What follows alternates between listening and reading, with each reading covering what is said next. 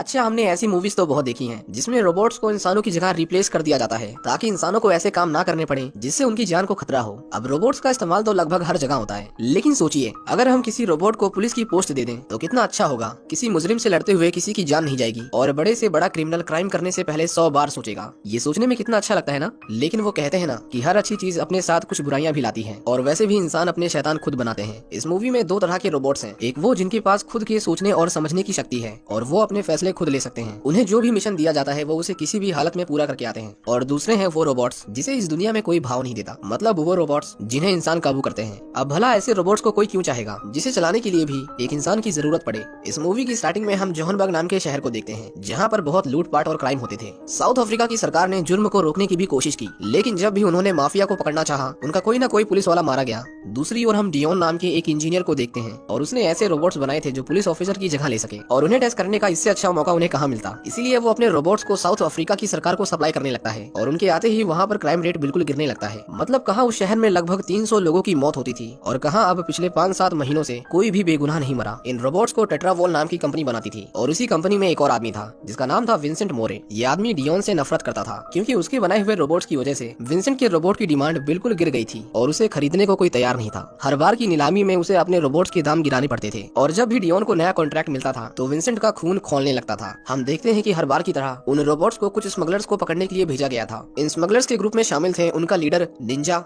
योलांडी और अमेरिका। ये सभी क्राइम करके अपना गुजारा करते थे, लेकिन उन पुलिस रोबोट्स की वजह से उनका बहुत नुकसान हुआ था। हिप्पो नाम का एक और गैंगस्टर उन्हें 7 दिन के अंदर 2 करोड़ रुपए देने के लिए कहता है, नहीं तो वो उसे मार देता। लेकिन इसी बीच वो पुलिस को उनकी ओर आता हुआ देखते हैं। उनके बीच में बहुत गोलीबारी होती है और डियोन के ये रोबोट्स सच में किसी भी सिचुएशन को हैंडल करने के लायक थे। लेकिन उनमें से एक रोबोट को हिप्पो मिसाइल से उड़ा देता है जिसकी वजह से वो खराब हो गया था। उस गैंग के लोग वहाँ से भाग जाते हैं, पर फिर भी पुलिस के लिए ये एक बड़ी जीत थी क्योंकि बहुत सारा इलीगल सामान उनके हाथ लगा था। उस घायल रोबोट को फैक्ट्री में लाया जाता है। डियोन देखता है कि उसे रिपेयर नहीं किया जा सकता, इसलिए उसे रिसाइकल ही करना पड़ेगा। दूसरी ओर उस गैंग के मेंबर्स के ऊपर मौत नाच रही थी क्योंकि 7 दिन के अंदर 2 करोड़ रुपए जमा करना उन रोबोट्स के रहते तो इम्पॉसिबल था। वो प्लान करते हैं कि वो उस इंजीनियर को ही किडनैप कर लेंगे जिसने उन्हें बनाया है और फिर उसी के हाथ से अपने लिए एक गैंगस्टर रोबोट बनवाएंगे। डियोन अपने रोबोट्स को बेहतर करने के लिए दिन रात काम करता था, लेकिन उसके बनाए हुए प्रोग्राम में कोई ना कोई खराबी होती ही थी। पर एक दिन कुछ ऐसा होता है जिसके बाद उसकी जिंदगी बदलने वाली थी। उसके बनाए प्रोग्राम में पहली बार कोई भी एरर नहीं था। वो कंपनी की सीईओ के पास जाता है और उसे बताता है कि अब उसके रोबोट्स किसी इंसान की तरह काम करेंगे। उनके पास भी सोचने समझने और अपना खुद का फैसला लेने की पावर होगी। लेकिन उसकी बॉस को लगता था कि वो इस फील्ड में बहुत अच्छा कर रहे हैं और हमें ऐसा कोई रोबोट नहीं चाहिए जो पेंटिंग बनाए या फिर कविताएं लिखे। डियोन उसके बिहेवियर से थोड़ा निराश हो गया था, लेकिन वो भी बहुत जिद्दी था। वो उस कंपनी से उस रोबोट को चोरी कर लेता है जिसे उसने रिसाइकल करने के लिए भेजा था। डियोन को उसके अंदर अपना सॉफ्टवेयर अपलोड करने के लिए एक की जरूरत थी जिसे चुराने का मतलब था कि कंपनी उसके ऊपर कानूनी कार्रवाई भी कर सकती है। लेकिन उसे अब इन सब चीजों की परवाह नहीं थी। वो अपने घर की ओर जा रहा था, लेकिन रास्ते में निंजा उसे पकड़ लेता है और वो लोग उसे अपने लिए भी वैसा ही रोबोट बनाने के लिए कहते हैं। अब वैसे तो डियोन बहुत स्मार्ट था, लेकिन यहाँ वो जब जब झूठ बोलता था वो लोग उसके सिर पर गन रख देते थे। डियोन उन्हें समझाता है कि किसी भी रोबोट को हैक या रीप्रोग्राम नहीं किया जा सकता, लेकिन उस रिसाइकल वाले रोबोट में अगर वो अपना प्रोग्राम इंस्टॉल करे तो शायद कुछ हो सकता है। वो उस रोबोट को दोबारा असेंबल करता है और जैसे ही उसके अंदर नया सॉफ्टवेयर इंस्टॉल होता है वो रोबोट किसी बच्चे की तरह हरकतें करने लगता है। उसे देखकर लगता ही नहीं कि ये वही रोबोट है जिसने कुछ देर पहले 10-12 लोगों की जान ली थी। वो उनके कहे गए शब्दों को रिपीट करने लगता है। डियोन कहता है कि अभी ये बच्चा है, इसीलिए हमें उसे ट्रेन करना होगा। उस रात वो डियोन को वहाँ से भगा देते हैं। डियोन इसके बारे में पुलिस को नहीं बताता क्योंकि उस सॉफ्टवेयर की उसके पास कोई दूसरी कॉपी नहीं थी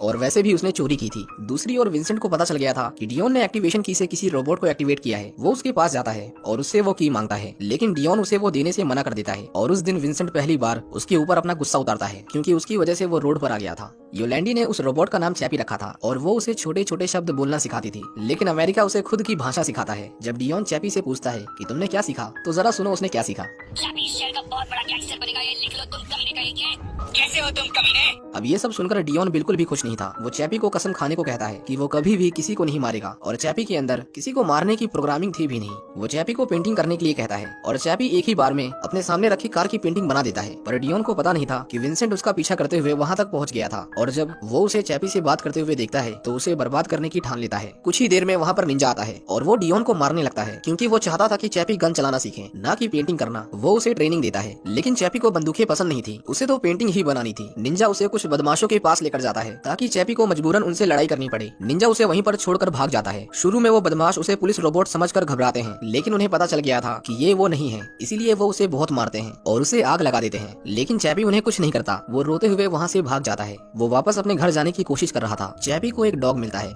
और वो दोनों एक साथ सुकून से बैठ जाते हैं। विंसेंट अपने लोगों के साथ चैपी को ट्रैक कर लेता है और वो उसे पकड़कर उसकी बॉडी को काटने लगते हैं। चैपी उनके सामने रो रहा था, गिड़गिड़ा रहा था, लेकिन विंसेंट फिर भी उसके सिर से उस एक्टिवेशन की को निकाल लेता है। वो उसकी बॉडी को काटकर भंगार बनाने वाले थे, लेकिन चैपी वहाँ से भाग जाता है। वो योलैंडी के पास आकर रोने लगता है और उन्हें बताता है कि उसके साथ क्या क्या हुआ। मेरा हाथ टूट गया मम्मी, इसने मेरा सर फोड़ दिया। एक आदमी, उसके पास वैन थी, मेरे ना कहने के बावजूद भी मुझे मारते गए। उनके पास एक एक्स्ट्रा हाथ पड़ा हुआ था जिसे वो चैपी को दे देते हैं। चैपी के मन में किसी के लिए भी नफरत नहीं थी, उसका दिल तो बच्चों की तरह साफ था। निंजा ने जो कुछ भी किया उसके लिए वो चैपी से माफी मांगता है। वो उसे भटकाने की कोशिश करता है। निंजा कहता है कि ये दुनिया बहुत बुरी है और हमें यहाँ जीने के लिए चोरियां डकैतियां करनी पड़ती हैं। लेकिन इस तरह के शब्द सुनते ही चैपी चौकन्ना हो जाता था और हमेशा उसे बुरा काम करने के लिए मना करता था। पर अमेरिका उसे कहता है कि हम तुम्हें बंदूकें चलाने को नहीं कहेंगे, लेकिन तुम चाकू चला सकते हो और फाइट भी कर सकते हो, जिससे कोई भी नहीं मरेगा। चैपी उनकी बातों में फंस गया था। वो उसे कहते हैं कि उसके डैड यानी निंजा की कार एक आदमी ने चोरी कर ली है और तुम्हें उसे वापस लाना है। यानी एक तरह से वो उसे चोरी करवा रहे थे। लेकिन चैपी उस आदमी के पास जाकर उसे डांटने लगता है और उसे चोरी ना करने के लिए समझाने लगता है। वो दोनों चैपी को फिर से समझाते हैं कि उसे कार लेकर आनी है,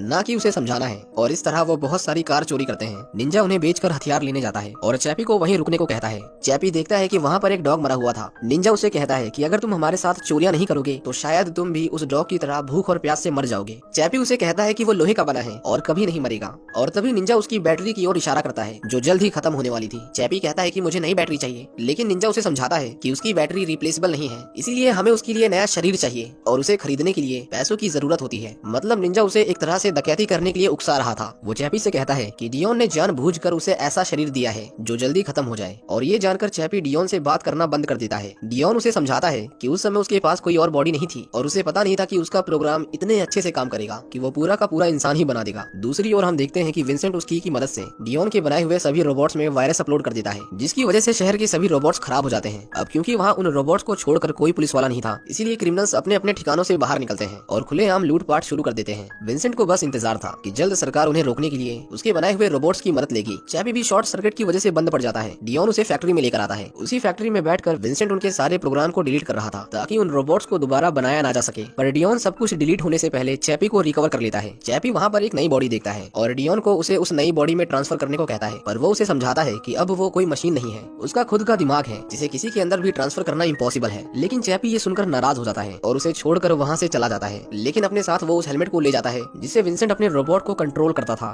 क्योंकि उसका मानना था कि उसकी मदद से वो अपने ब्रेन का डुप्लीकेट वर्जन बना सकता है। चैपी इंटरनेट को एक्सेस करके सब कुछ सीख लेता है और उस हेलमेट से अपने एक दूसरे वर्जन को कंप्यूटर में ट्रांसफर कर लेता है। निंजा उसे अपने साथ रॉबरी करने ले जाता है और एक पुलिस ऑफिसर को चोरी करते देख सभी का उन रोबोट्स के ऊपर से विश्वास उठ गया था। डियोन को भी विंसेंट के बारे में पता चल गया था कि उसी ने पूरे नेटवर्क को खराब किया है। इससे पहले वो उसकी पोल खोल देता, विंसेंट कंपनी की सीईओ से झूठ बोलता है कि डियोन ने ही उन चोरी करने वाले रोबोट्स को बनाया है। अब ये सुनकर कंपनी की सीईओ डियोन और उस रोबोट को खत्म करने के ऑर्डर्स देती है। चोरी करने के बाद चैपी सोचता है कि अब वो एक नई बॉडी खरीदेगा, लेकिन निंजा उसे कहता है कि हमने तुमसे झूठ बोला, हम कोई बॉडी नहीं खरीदने वाले, क्योंकि कोई बॉडी है ही नहीं। चैपी ये सुनते ही रोने लगता है, पर डियोन उसे बताता है कि एक बड़ा रोबोट उसे खत्म करने आ रहा है। पर उससे पहले वहाँ पर हिप्पो आ जाता है और अब उसे पैसों के साथ साथ चैपी भी चाहिए था। वो उनके ऊपर गोलियां चलाता है, लेकिन तभी विंसेंट आता है अपने मैनुअल रोबोट के साथ और उन लोगों को मारने लगता है। अमेरिका को तो वो कुचल देता है। विंसेंट उनके ऊपर मिसाइल्स गिराता है और निंजा के चुराए हुए पैसे जमीन पर बिखर जाते हैं। वो उन्हें बटोरने लगता है, पर तभी हिप्पो उसे शूट कर देता है। उसे बचाते बचाते डियोन को भी गोली लग जाती है। चैपी विंसेंट के रोबोट पर अटैक कर देता है। वो उसके ऊपर एक बॉम्ब लगाकर उसे ब्लास्ट करने वाला था, लेकिन उसके हाथ से रिमोट गिर जाता है। चैपी सबसे पहले अपने लोगों को बचाता है। उसे पता था कि डियोन बच नहीं पाएगा, इसीलिए वो उस हेलमेट को लेने जाता है, पर विंसेंट उस हेलमेट को डैमेज कर देता है। निंजा उसे कहता है कि तुम यहाँ से जाओ, मैं उसे रोकता हूँ, लेकिन योलैंडी उसे साथ ले जाना चाहती थी और इसी कोशिश में उसे बहुत सारी गोलियां लग जाती हैं और उसकी मौके पर ही मौत हो जाती है। चैपी अपनी मम्मी को मरता देख रोने लगता है और वो अब विंसेंट को मारना चाहता था। चैपी तुरंत ही फैक्ट्री में जाता है और विंसेंट को देखते ही उसे बुरी तरह मारने लगता है। वो उसके हाथ पैर तोड़ देता है, लेकिन उसे जान से नहीं मारता, क्योंकि उसे गुनहगार साबित करने के लिए उसका जिंदा रहना जरूरी था। चैपी डियोन को वो हेलमेट पहनाता है ताकि उसके दिमाग को किसी और रोबोट में ट्रांसफर कर सके, लेकिन परेशानी ये थी कि वहाँ पर सिर्फ एक बॉडी थी। चैपी के लिए डियोन का जिंदा रहना ज्यादा जरूरी था, इसीलिए वो उसे उस रोबोट में ट्रांसफर कर देता है और इस तरह डियोन का शरीर मरने के बाद भी वो दोबारा से जिंदा हो गया। गया था। अब क्योंकि सारे रोबोट विंसेंट के वायरस की चपेट में आ गए थे, इसलिए उन्हें रीप्रोग्राम करना आसान था। डियोन चैपी को भी एक दूसरे रोबोट की बॉडी में ट्रांसफर कर देता है।